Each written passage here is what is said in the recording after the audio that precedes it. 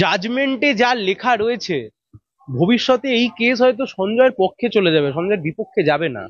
দেখুন এইখানে এটা পেজ নাম্বার 152, 152 নম্বর পেজে লিখছে, on the basis of my discussion after scanning of the evidence I am of the view that the negligence of the IO of the police administration or the hospital authority as well as the perfunctory investigation no way stand with the prosecution case। তার মানে ওনারা বলতে চেয়েছেন এই যে তদন্তকারী সংস্থা ঢিলে ঢালা করে তদন্ত করেছে, এর ফলে যারা মামলা করেছে তাদের মামলা কখনো দুর্বল হয়ে যেতে পারে না। তার মানে উনি এই মতামতটা দিয়ে একটা জিনিস প্রমাণ করে দিয়েছেন যে তদন্তটা ঢিলেঢালা হয়েছিল। তাহলে তদন্ত যদি ঢিলেঢালা হয়ে গিয়ে থাকে, সেই তদন্তের উপর দাঁড়িয়ে কিভাবে একজনকে যাবজ্জীবন বা দেবে?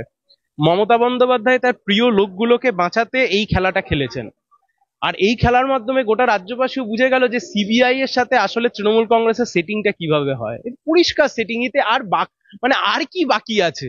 যদি এখনো কেউ না মানতে চান তাহলে তিনি চোখ খুলে ঘুমোচ্ছেন। রূপালী মুখার্জি যিনি ইন্সপেক্টর ছিলেন, এখানেও আপনারা দেখতে পাবেন পেজ নাম্বার 151, যিনি সঞ্জয়ের মোবাইল সিজ করবার পরে আবার সঞ্জয়কে ফেরত দিয়ে দিয়েছিলেন। তাহলে কথা হচ্ছে যে তদন্তটা কে করলো?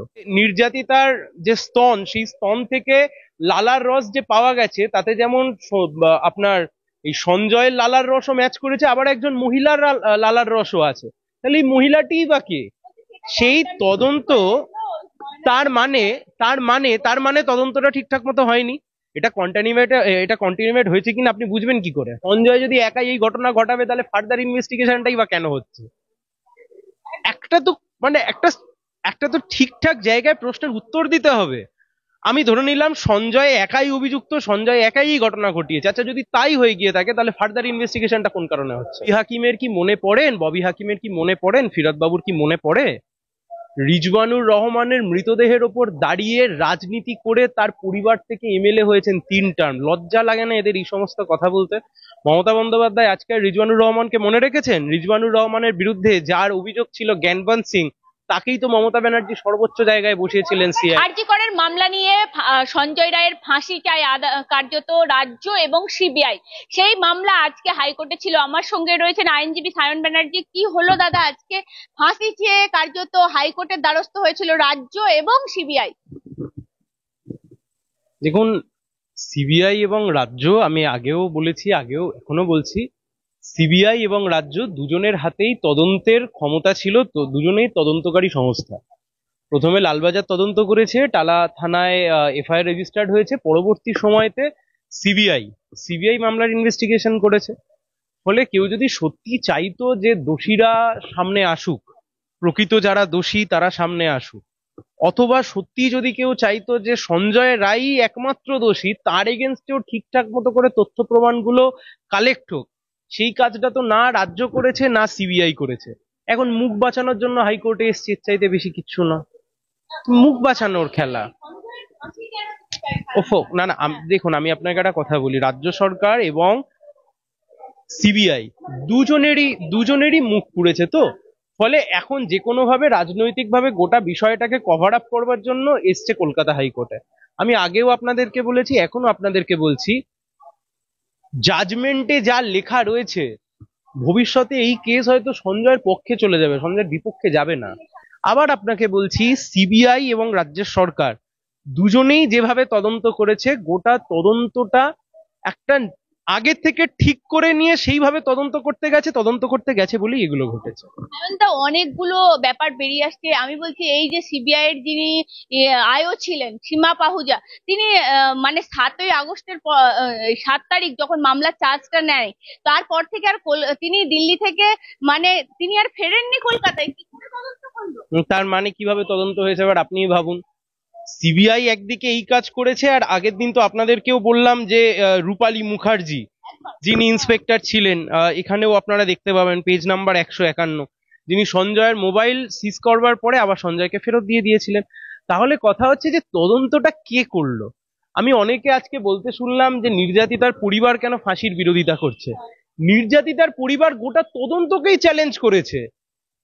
নির্যাতিতার পরিবার তো গোটা তদন্তকেই চ্যালেঞ্জ করেছে। তা ফাঁসি আর আউটকাম ওর সেই তদন্তেরই আউটকাম। কার কার দেখুন, সবাই নয়, যারা প্রশ্ন তুলছে তাদের এজেন্ডাটা খুব নির্দিষ্ট। কি এজেন্ডা? যে তারা তাদের কর্তব্যগুলো ইচ্ছা করে পালন করেনি। এক হচ্ছে আমাদের রাজ্য পুলিশ, দুই হচ্ছে সিবিআই। ফলে সেই দুটোকে কভার আপ করবার জন্য এখন এসছে এই ফাঁসির সাজার গল্প দিতে। নির্যাতিতার বাবা মা তারা প্রথম দিন থেকে বলে আসছেন যে এই ঘটনায় আরো অনেক ব্যক্তির ইনভলভমেন্ট রয়েছে, এমনকি জাজমেন্টেও রয়েছে যে নির্যাতিতার যে স্তন, সেই স্তন থেকে লালার রস যে পাওয়া গেছে তাতে যেমন আপনার এই সঞ্জয়ের লালার রসও ম্যাচ করেছে, আবার একজন মহিলার লালার রসও আছে। তাহলে এই মহিলাটিই বা কে?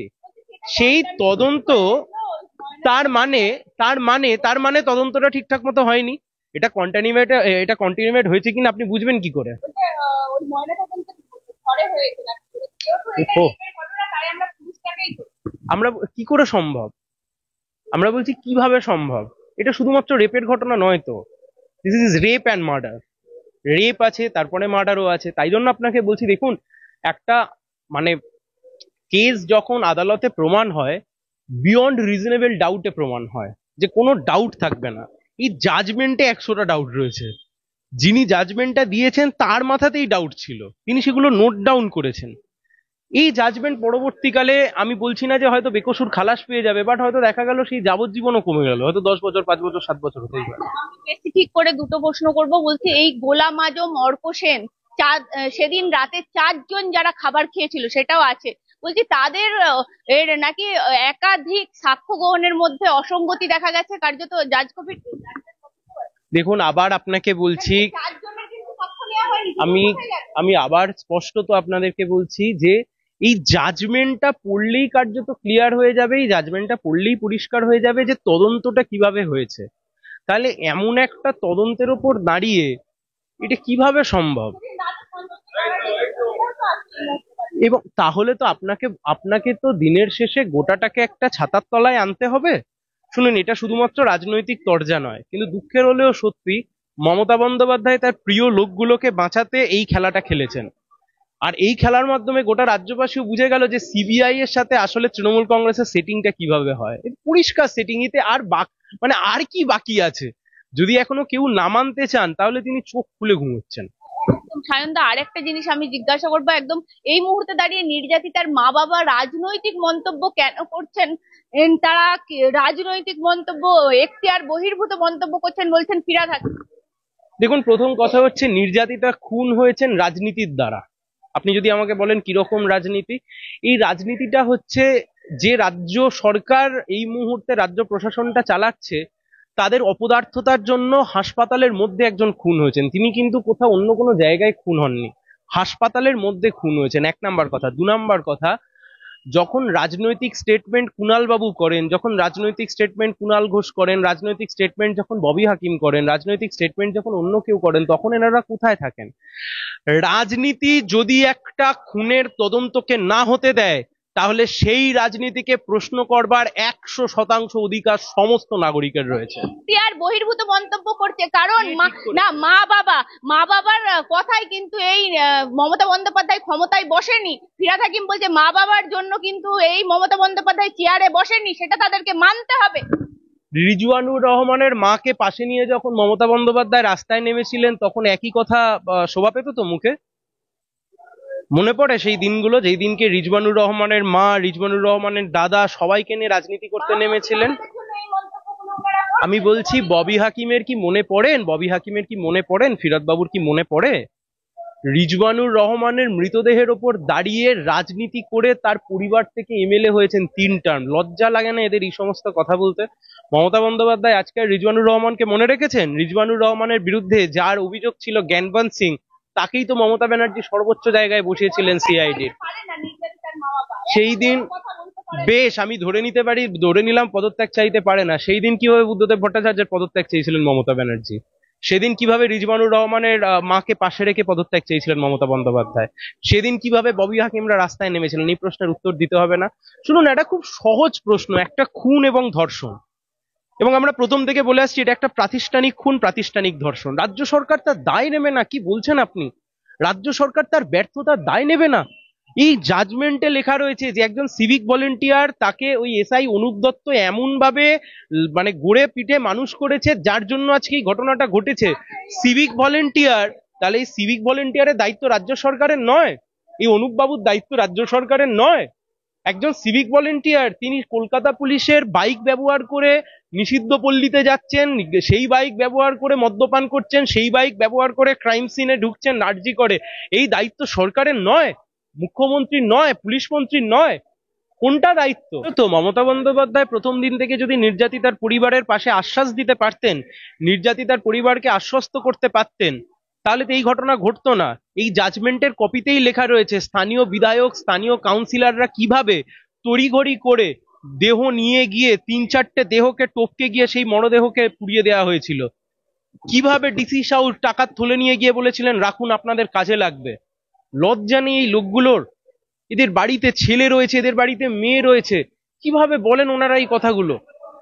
কুণাল বাবু, ববি হাকিম, এনাদের সুবিধা হচ্ছে এনাদের ছেলেমেয়েরা তো সিকিউরিটির মধ্যে থাকেন, তাই জন্য ওনারা এই কষ্ট বুঝবেন না। কিন্তু রাজ্যের 10 কোটি মানুষের সাধারণ মানুষ, যারা 10 কোটি সাধারণ মানুষ, সেই সাধারণ মানুষের ছেলেমেয়েরা তারা তো এই সিকিউরিটির মধ্যে থাকে না, তাই জন্য তাদের ছেলেমেয়েরা কখনো খুন হয়ে যান, কখনো ধর্ষণ হয়ে যান। আর দুঃখের হলেও সত্যি, নিজেদের লোককে বাঁচানোর জন্য বিজেপি তৃণমূল এইভাবে আঁতাত করে, সিবিআই কতটা অপদার্থ এই ঘটনায় পরিষ্কার হয়ে যায়। আরেকটা জিনিস জিজ্ঞাসা করবো, জাজমেন্ট কপিতে আপনি আপনি প্রথম যিনি আমি বলছি আমাদের দর্শকের উদ্দেশ্যে দেখিয়েছিলেন যে একটা মহিলা লালারস পাওয়া গেছে, সেক্ষেত্রে যাই করুক, আমি বলছি আরো যেটা যে সাক্ষ্যগুলো নেওয়ার কথা ছিল 128 জন টোটাল ছিল, তার মধ্যে 50 জনের মাত্র সাক্ষ্য হয়েছে, বাকি জন কোথায়? দেখুন, এই মামলাতে সিবিআই ফার্দার ইনভেস্টিগেশনের জন্য অ্যাপিল করেছিল, সেই অ্যাপিল গ্রাহ্য হয়েছে, ফার্দার ইনভেস্টিগেশন হচ্ছে। তাহলে ফার্দার ইনভেস্টিগেশন যদি হয়, আর এখানে যদি জাজ আবার লিখেও দিলেন যে কেউ নয় বাট সঞ্জয় এই ঘটনা ঘটিয়েছে, তা সঞ্জয় যদি একাই এই ঘটনা ঘটাবে, তাহলে ফার্দার ইনভেস্টিগেশনটাই বা কেন হচ্ছে? একটা তো মানে একটা একটা তো ঠিকঠাক জায়গায় প্রশ্নের উত্তর দিতে হবে। আমি ধরে নিলাম সঞ্জয় একাই অভিযুক্ত, সঞ্জয় একাই এই ঘটনা ঘটিয়েছে। আচ্ছা, যদি তাই হয়ে গিয়ে থাকে, তাহলে ফার্দার ইনভেস্টিগেশনটা কোন কারণে হচ্ছে? এখানে জাজ সাহেব পরিষ্কার ভাবে লিখে দিয়েছেন যে কেউ নয়, none but this person, this accuse person is involve. Rupali Mukherjee, যার নাম আসছে কার্যত, তাকে জাজ জিজ্ঞেস করছে আপনি বলুন কি কি তদন্ত করেছেন, তিনি কিছুই বলতে পারছেন না। লাস্টে তিনি বলতে, জাজ বলছেন আপনি কেস ডায়েরিটা দেখে দেখে বলুন, তাও তার উচ্চারণ হচ্ছে। তার মানে আপনি একটা ভাবুন, এত বড় মামলাতে পুলিশের তদন্তের অবস্থা এই, তাহলে অন্য মামলাতে কি অবস্থা হয়? এত বড় মামলা, আমরা বলছি যে চাওয়াটা স্বাভাবিক, অস্বাভাবিক নয়। চাওয়াটা তো স্বাভাবিক, অস্বাভাবিক নয়। এটা স্বাভাবিক। তৃণমূল মানে অসভ্য হতে হবে, এতে কোনো দ্বিমত নেই। ওনাদেরকেই কাঁদতে হবে। যেদিন মোদী অমিত শাহর দয়ায় আর সরকারে থাকতে পারবে না, ওনাদেরকেই কাঁদতে হবে, চোখের জল ফেলতে।